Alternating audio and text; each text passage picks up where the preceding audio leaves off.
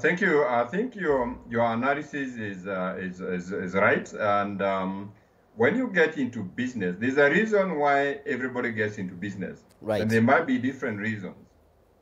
Okay. So let me just give 3 reasons why people get in business. There are many people who are in business to make an income to live on and to make their life better. And I think that's the bulk of the people.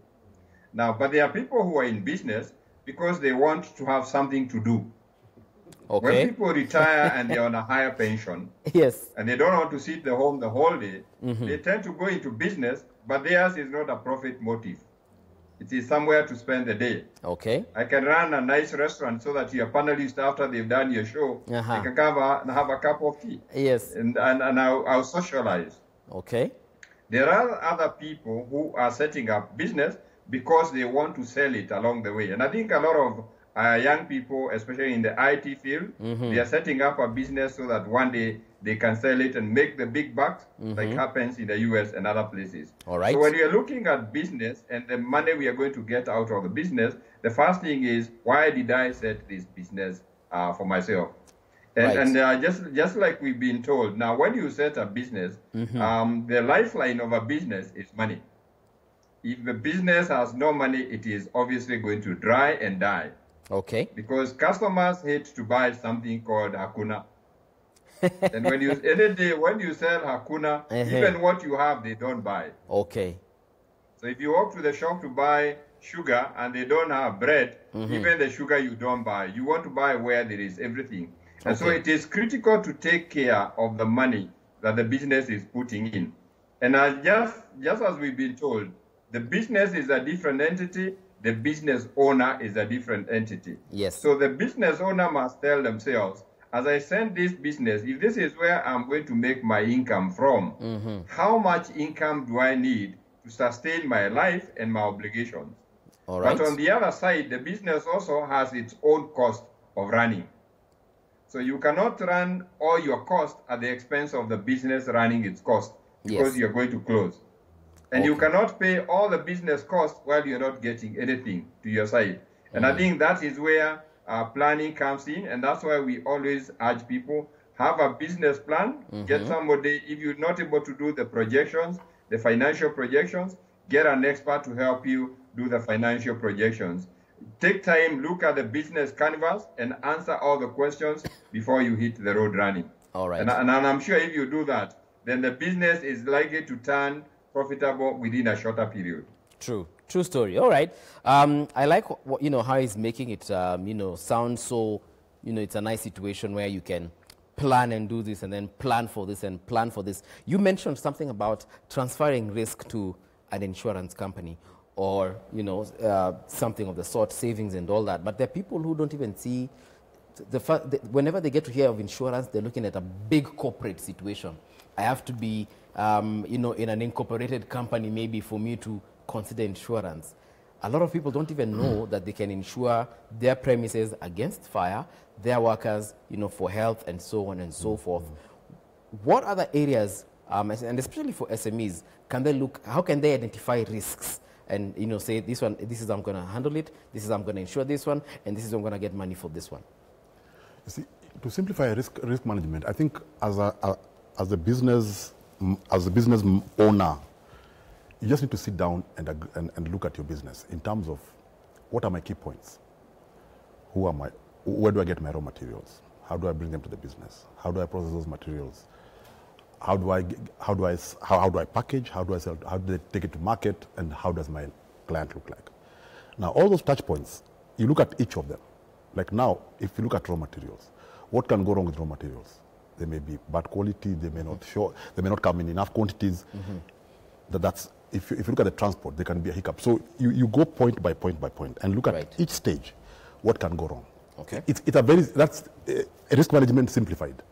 Then at each point you decide, is this something I can live with or transfer it to somebody else? Because see, insurance has products for very many things. Business loss, something breaking along the way. So you can transfer as many of those as you want. Okay. But then again, it's costly.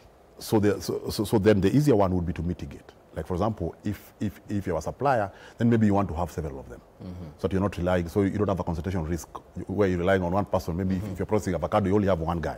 So if that he says person no, is not there, you're done. My business is done. If you have one transporter, now there are many logistical firms who can bring it to you. Right. There you're doing your factory. You have a way of redundancy. So you build in a plan B on everything. That's the best risk management you can do. Okay. But as Mung'ala said and Terry, at the end of the day, how far you'll go is how much cash you can conserve. Okay. And remember, there's this difference between profit and cash. Okay. And that's the mistake. Profit, there is not. Somebody can post a very huge profit, but they have no money in the bank. That is, you can be profitable. Where is the money going to then? Yes, I'll explain. Okay. You can be profitable and be cash negative. You can be loss making and be cash positive. But the ideal situation is where you're profitable and you're cash positive. Now, how do you become cash negative? If let's say you're selling these poofs, if you sell all of them for 100 million, yes, I sell them to you on credit. So my profit will be how much? 100 million minus I bought them for 80 million. The profit is 20 million. Okay. But you still have not paid me. So I have no cash in my bank. So I am cash negative. Okay. So if I do that the second year, I will go bust. A profitable company will go bust. Okay. Because now I'll go to the situation where Ngari is talking about, I'll sell no poofs, ndauza hakuna, because I'll have no cash to buy more poofs. As much as I'm sure I'm reflecting profitability. Yes. But it could be the other way around, where you're showing losses, but all your sales are in cash. So you have cash in the bank. So loss or profit is actually more of book entry than anything else. Yes, it does inform things like dividends, because again, if the only way the owner can get money out of business, if it's a company limited, is through a salary, which is formal, or the dividend. And a dividend payout can be anything. You are the board. You can say the dividend policy of this company is that we shall pay everything to whatever the entire profit to ourselves. Right. The Companies Act does not stop. It allows you from 0 to 100. You can do that. But how well you can pay that cash out, that profit out, is based on cash. Okay. If you've noticed, even companies that are quoted at the stock exchange, they have been postponing their dividend. Even big banks, which you shall not name by name. Why? Because of a cash crunch. Okay. You see? So ultimately, watch your cash. And how do you do that? In times like this, you want to spread your creditors. You want to have very long credit terms. You want, if it's your bank, you want to work with them and get longer moratoriums, because so that you conserve your cash. Okay. So that you don't pay today what you can pay tomorrow. Okay. Yeah. All right. That makes a lot of sense. Okay, let's take a look at WhatsApp as we continue the conversation. A lot has been said in regards to how you can actually mitigate you getting into financial ruin by even having redundancies. That is something this country has seen a lot. We'll talk about that in a second. But on WhatsApp, this is what you're saying. Hey, movie, awesome conversation. I think a business plan properly articulated with an efficient backup mechanism might just save a business from ruin. Maybe insurance might help revive a falling business. I am Shiko from Kiambu. Thank you very much, Shiko. Okay, totally unrelated question. If I am studying economics and statistics, which opportunities are open for me, because I am getting confused? Thank you so much to our panelists. You're an economist. What can you do? What can she do? That's what I studied. Okay. So she can come here and talk about the cash crunch. And actually talk much better than I am, because she's more exposed than I am. All right. Yeah. Let's take a look at another one. Thank you very much, Shiko. Of course, we appreciate your feedback. Hello. One way would be by separating one's personal account from the business account. Again, excellent bookkeeping, whether petty cash or miscellaneous. It's just helpfully to track the cash flow. Thanks. Wow. I agree. Okay. Totally. Unafanya mabiashara kubwa ama ni ndogo ndogo. Unajua mnaongea kama watu wakubwa. I understand the owner's remuneration is always a portion of the profits so that the business will last for a long run. True. Okay. Thank you very much for that. Keep sending your feedback, of course. We'll sample it as we go on. Terry, saving your biashara, sometimes you might need to make some very hard decisions. Yes. Cutting down on costs, like you said. If you live in a 2-bedroom, ingia bed sitter, ndio uweze kulipa rent kidogo. If your premise is in an expensive neighborhood, you might need to transfer it, to a much less expensive place. But how do you get to make that very hard decision, and especially like firing people from your company, people who've probably been there with you from the beginning, and now you're telling them, I am unable to pay you, I'm sorry, I have to let you go. Yes. Some of these decisions are very tough, but you will find in life, if you have been very honest, transparent, and open, even with your employees or your family, when it comes to that time of making that decision, they will be more supportive, because this is information you have been giving them, you have been sharing. Some SMEs run their businesses so well. They share information even with the employees. They show them that this is what we are doing, this is what we are achieving. If we want to get to this level, we need to bring in so much more. Yeah. So your employees actually help you achieve your vision, because they also want to keep their jobs. They help you to cut costs. They stop waste. I want to go back to something that Abraham mentioned. Your records, how well you know the status of your business is so crucial in you planning for future decisions. For you to know when to now maybe just fold up and say this business now is no longer viable, for you to know when to move your house, you need to really be monitoring the numbers. And my request is that this is done on a daily, weekly, monthly, quarterly, annually basis. There are people who buy and sell things, small SMEs, and at the end of the day, they don't even know whether they're making profit or not. Okay. I bought these things, I sold. You've not deducted the cost of airtime, the cost of courier, the cost of everything else. So you assume you're profitable, but you're not. So just make sure those records are really clear, because then you know when you're walking into a danger zone and say, this business will no longer run. I need to make some changes. When it comes to you as an individual, if you know that you need this much to survive and your income is slashed by half, and this has it does not have to do with business alone, even an employed person. Right now we are seeing employees who are getting pay cuts. Yeah. I was earning 100,000, now I'm earning 20.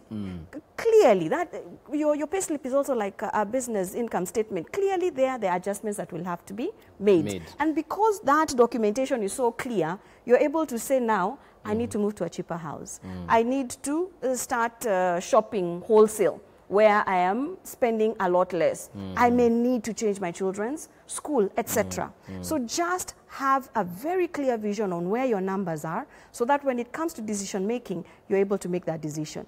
And share it even with your own family. Yes. Show them we are now in the red. Yeah. So we need to cut back. There is no one who will see you proactively, soberly, trying to avert a crisis and fight you. And if they do, then that should be a very easy conversation to say, I'm sorry, you're not an investment to my business. I will have to let you go. You're a liability. You're a liability. All right. So just know your numbers, then you're able to make the decision in good time. And people should not shy away from making a decision where you feel that the public will view you and kindly, but you are being true to yourself. Yes. Live for yourself. Okay. Yes. Well, Ongare, I don't know if you can hear me still. Are you still with us? Yes, I can hear well. She's talking about maintenance and routine maintenance of your books, routine maintenance and checking, areas where you can avert and mitigate a crisis. How then can you do this effectively? Do you employ outside help, people who can actually look at your company or your SME or your situation or your business with a different eye from yourself? Or do you just sit and decide, I'm the alpha and omega of this company and this is how it's going to be run? We can look at it from many dimensions. When you look at big corporate, when you look at government and everybody, they got the muscle, they got the money to hire the experts. Right. They get people who are well-trained, people who have all the resources. Now, at a personal level or at an SME level, you may not have that kind of resources. So you have two options. Right. Option number one, which is a very important option even when you hire people, it is necessary to proficiently keep your personal records. And let me say, even at a family level, even at a personal level, it will be critical to keep two records all the time. One, records of the revenue, the incomes you're making, even as a family. Because it is interesting that there's money that comes to the family through the bank and leaves through the bank. There is money that comes via M-Pesa and leaves via M-Pesa. There's money that comes cash and leaves cash. Okay. So if you don't have a record of what it is, you will actually even never be able to know what you're managing. All right. And that's also true of SMEs. There are people who put money in the cash box, they put their hand in the cash box, they buy the other thing. There's no clarity of exactly which monies came and which didn't come. So the first thing is keeping a good record of the income. Okay.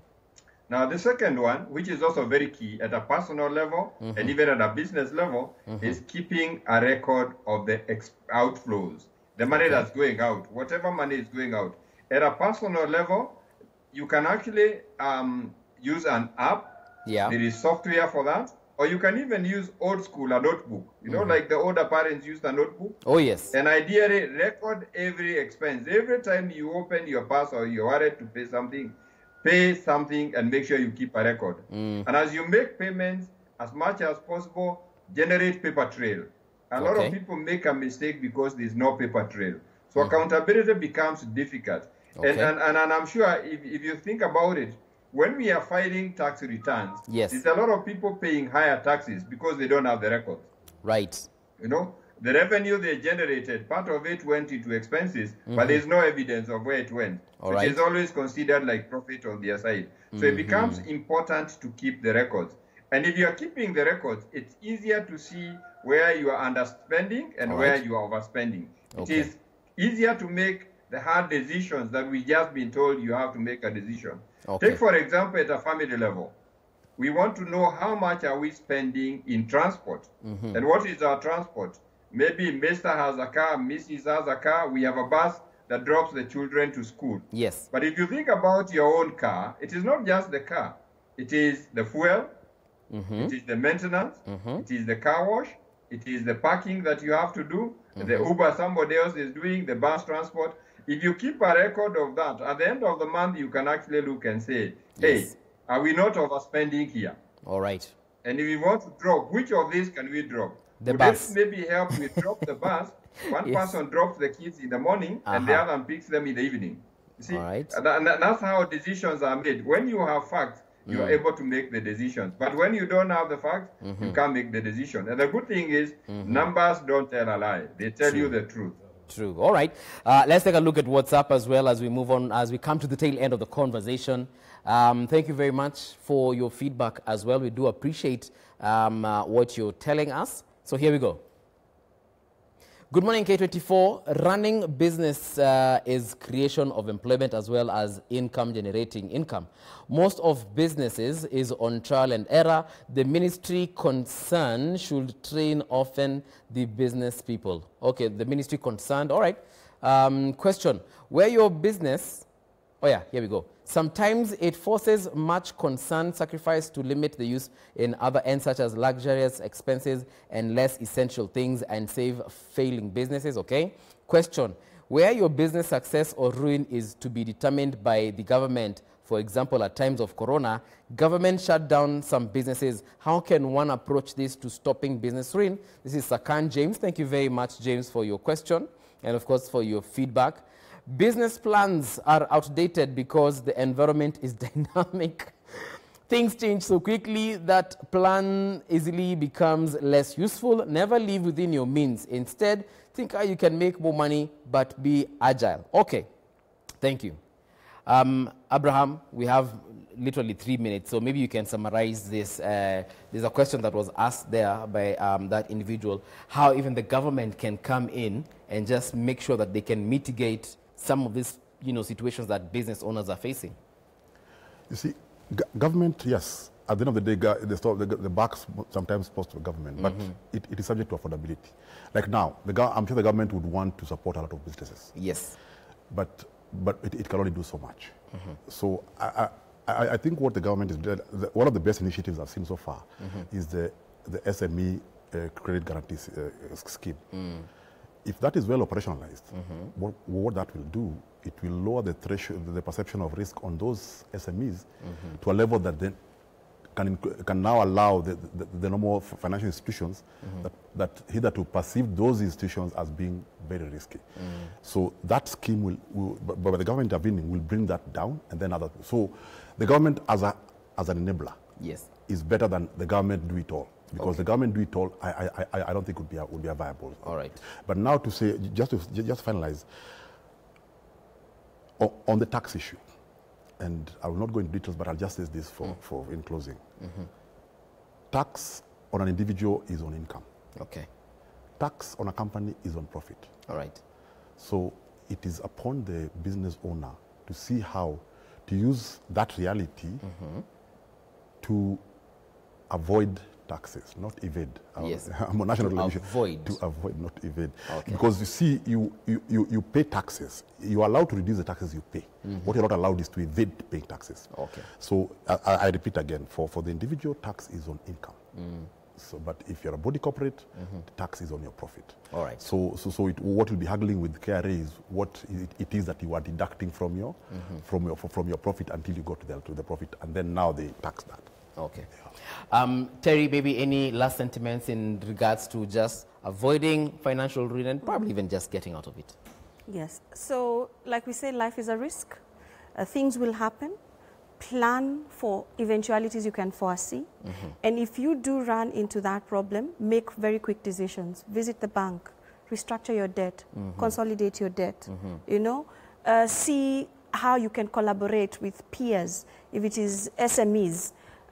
Look at how versatile your business is. Be able to move from physical delivery to online delivery. Where can you come together, you know, or people of the same trade and cushion each other, open new markets, Right. you know, just think differently. Okay. Think quickly, act quickly, but also consult and seek All right. expert opinions. Wahome, as we finish off on the conversation, in 30 seconds, what are your last sentiments? Thank you for, I think this has been very enriching discussion. Right. And I've had somebody asking, can government come out and train us? I think we need to understand the role of government in business. It is create an environment. Okay. Ensure there's a road that comes to where your premises are. There is a regulation to make sure power charges don't get increased overnight. Yes. There is police, there's KDF, there's everybody. Right. Government cannot do everything for the business owner. The business owner have a lot they can do for themselves. So if you actually want to learn more about business running, now that's not for the government. That is for the business owner. And it is critical that people, and I know a lot of people do that effort, improve yourself, get into industry bodies, Yes. get into like-minded people, Right. expose yourself, and you're going to learn the new technologies, the new way of doing things, and you will actually have an edge over your competition. All right. Because that's how businesses survive. Yes. A lot of big businesses world over were never set for by government because it is not government business to do business. Okay. Thank you very much, Wahome Ngare, for coming through for our show. He is the CEO, Personal Finance Academy. Also, thank you very much, Terry Njerenga, financial literacy coach. And, of course, thank you very much, Abraham Muthoga. Always a pleasure to have you, CEO of Miradi Capital. This is where we say kwaheri as far as money and finance is concerned, and of course K24 this morning as well. On behalf of Jeff Mote and Shiko Kaitani, who is actually coming up next on the Daily Brief, tunasema kwaheri. See you tomorrow morning bright and early.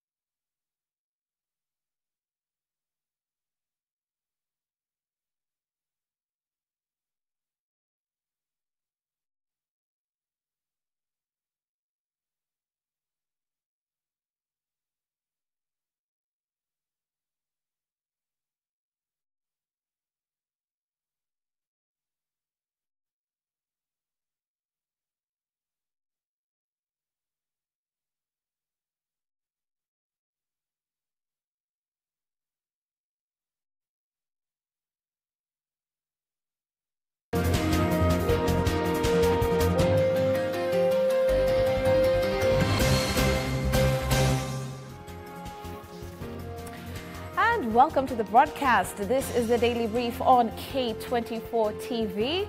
My name is Shiko Kaitani. Thank you so much for sticking with us. I am teaming up with my sign language interpreter, Walter Asewe, today. Keep talking to us through our social media platforms. You can catch us as at K24 TV. And don't forget, we do have a WhatsApp number that's quite active should you wish to engage us on our ongoing discussions right here on the Daily Brief. Well, we will be catching up with our regional correspondents in just a moment to give you the latest, but for now, let's let you know what's coming up on the Daily Brief. Well, there is the commissioning of the Nairobi Central Station that obviously did kick off as early as 7 a.m. today. We will be letting you know the latest on that as Uhuru Kenyatta, the president, is expected to preside over the launch of the new services from the railway station. Sonko appears before the Senate Health Committee. This is obviously over the transfer of the health docket to the Nairobi Metropolitan Services. There's also new excitement over the COVID-19 new drug. We've got an update on that by the company Pfizer and BioNTech, who obviously do have a milestone vaccine offering 90% protection. There's also news on a second COVID-19 wave in Mombasa County. We'll give you the latest on that, as well as the County Assembly's Forum that's taking place in Nakuru. Also, a story on alleged land encroachment from Kisumu County coming your way in just a moment, as well as Harambee Stars squad who are naming their qualifiers for the Africa Cup of Nations. Even as we begin, we always do like to engage you through our question of the day. And today we ask you about what's happening today on the launch on the new railway. And we ask, do you think the rehabilitation of the Nairobi railway network will help decongest Nairobi? Do you think that the rehabilitation of the Nairobi railway network will help decongest Nairobi? Even as we bring you live pictures from the Nairobi railway, let us know your thoughts on that at K24 TV. Yet again is how you can reach us. And remember that WhatsApp number will be at the bottom of your screen. We'll be sampling your feedback in just a moment. In the meantime, the County Assembly's Forum have raised concerns over requirements by the Building Bridges Initiative report requiring them to have degrees. Now, they have also raised concerns over the role of deputy governors in the docket. Kigodho Mwangi now joins us from Naivasha with the latest developments. Kigodho, good morning. Thanks a lot for joining us. What can you tell us? Niruhusu Wanjiru kuweza kuzungumza kwa Kiswahili ili mtazamaji wa K24 mahali popote alipo akaweza kupata kile ambacho unaweza kuzungumzia. Kwa kweli tunawajeni moja kwa moja kutoka hapa katika kaunti ya Nakuru, eneo la Naivasha, ambako magavana wote 47 wanatarajiwa kuwa wakifanya kikao chao hivi leo kuweza kuichambua na kuweza kuisoma zaidi katiba ama mswada, kusoma zaidi mswada wa BBI ambao uliweza kuweza kuhakikiwa na Rais Uhuru Muigai Kenyatta na mwendani wake na pia aliyekuwa waziri mkuu Raila Odinga. Kwa sasa magavana hao wameweza kukita mizizi katika kikao hapa ndani ili kuweza kuzungumzia masuala tata ambayo yameweza kujitokeza katika mswada huu wa BBI. Kwa kweli wameweza kuzungumzia kuhusu matakwa ya mswada huu ambako wale ambao watakuwa ni wendani wao ama makamu wa magavana wawe ni kutoka jinsia tofauti. Wameweza kusema ya kwamba haya hayatakuwa matakwa yao wao wenyewe, kwa sababu huenda kusiwe na mtu ambaye ana masomo ama wakose mtu ambaye wanaweza kushika mkono kuweza kusimama nao katika uchaguzi kama mwanamke ama mwanamume, na hivyo basi wa mswada huu unafaa kuwapa uhuru wa kuweza kuchagua ni nani atakuwa makamu wao. Pia wameweza kutoa dosari kwa mswada ambao unaweza kusema kwamba maeneo bunge ama maeneo ya wadi yakaweze kupewa fedha za maendeleo, wakisema kwamba kutakuwa na serikali mbili ambazo zitakuwa zina ukinzano wa kuweza kusema ni nani atafanya maendeleo yepi na ni nani atakuwa akifanya maendeleo yapi, ikizingatiwa kwamba wale wawakilishi wa wadi wapo kwenye msukosuko na magavana. Pia wameweza kuelezea mambo kadha wa kadha ambayo pengine huenda yatakuwa ya manufaa zaidi. Anayetukuwa nasi kwa sasa ama anayeingia kwenye mazungumzo nami kwa sasa ni mwenyekiti wa wale wawakilishi wa wadi wote kote nchini, ambaye pia ni spika wa bunge la kaunti ya Nyandarua. Akaweze kutuambia kwa kweli wao wanahisi namna gani kama wawakilishi wa wadi, iwapo mswada huu basi utaweza kufanywa marekebisho au hautafanywa marekebisho. Kwao mswada huu una manufaa yepi, na pengine ni vipengee vipi vinafaa kuwa vikirekebishwa. Karibu sana bwana spika. Nikuambie spika, kwa sasa tuko hapa katika mji wa Naivasha. Mazungumzo yamekuwa wale wawakilishi wa wadi waweze kupata degree, wale wawakilishi wa wadi waweze kupata fedha za maendeleo ya wadi. Wewe umeweza kuisoma, umeweza kusoma mswada huu wa BBI. Pengine kuna mambo yepi ambayo yanaweza kuwa yakirekebishwa, na pengine ni yepi ambayo wewe mwenyewe umeona yanafaa kurekebishwa? Kwa jina ni Ndego Home, na mimi ndiye spika wa Nyandarua na ndio mwenyekiti wa chama cha mabunge yote ya Kenya. Na kwanza vile ningetaka kusema ni kwamba kuna nafasi ya kurekebisha hii BBI report. Na hiyo nafasi inaonekana wasiwasi kwa sababu wakati senators walikaa chini na Mheshimiwa Rais na wabunge wakakaa chini na Mheshimiwa Rais, kuna ile maneno walikubaliana na ikasemekana kwamba itabadilishwa kwa report ya BBI. Pia nimeona jana pastoralists wamekutana na kinara wa ODM, na pia ile maneno yote walikuwa nayo ikasemekana itawekwa kwa report ya BBI.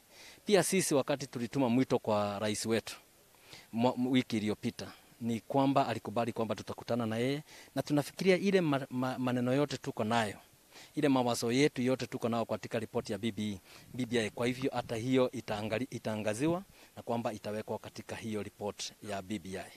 Unapata kwamba katika uongozi kutoka serikali kuu hadi serikali za kaunti na pia mashinani, mtu ambaye ni mdogo zaidi katika siasa ni MCA, ni yule mtu ambaye ni wawakilishi wadi katika eneo lake. Je, unahisi kwamba wale wawakilishi wa wadi wanafaa kuwa na masomo aina gani? Kulingana na mswada wa BBI wanasema kwamba lazima awe na degree. Je, haya matakwa unaona yanafaa na yatamsaidia Wanjiku kwa vipi? Mimi vile nimesema, na hiyo ndio msimamo ya County Assemblies Forum, ni kwamba wacha watu wa Kenya wajichagulie viongozi wao. Na sisi tunasema kwamba kama ni mtu ambaye hajaenda shule na anataka uongozi, wacha watu wa Kenya wamwangalie na wamwangazie na waamue kama anatakiwa kuwa kiongozi, kama ameenda form 4, kama ni wa diploma na kama ni wa degree. Na sasa hata hii maswali mingi tunajiuliza ni kwa nini huyu mtu wa degree anaweza shindwa na mtu ambaye hajaenda shule? Kwa sababu 70% of our MCAs are not graduates, but they are still able to win 70% of the votes. Kwa hivyo sisi tunasema kwamba wengi wetu katika ma MCAs we are not graduates, na tumeweza kushauriwa na wananchi wa Kenya, na tumeweza kuwa ni viongozi katika mabunge ya mashinani. Yes. Ukiangalia katika katiba ambayo ilipita, tuliweza kupata MCAs wakaweze kuwakilisha wadi na hawakuwa na fedha za uwakilishi bunge ya wadi. Je, unahisi kwamba mswada wa BBI umeweza kuchambua ama umeweza kutatua shida ambazo ziko kwenye kaunti, ikizingatiwa kwamba gavana ndio walikuwa wanasema chenye watakuwa kifanya na pesa zao? Vile ningetaka kusema ni kwamba BBI imeona ni mzuri pesa iende katika kwa ward, na wamesema kutakuwa na ward development fund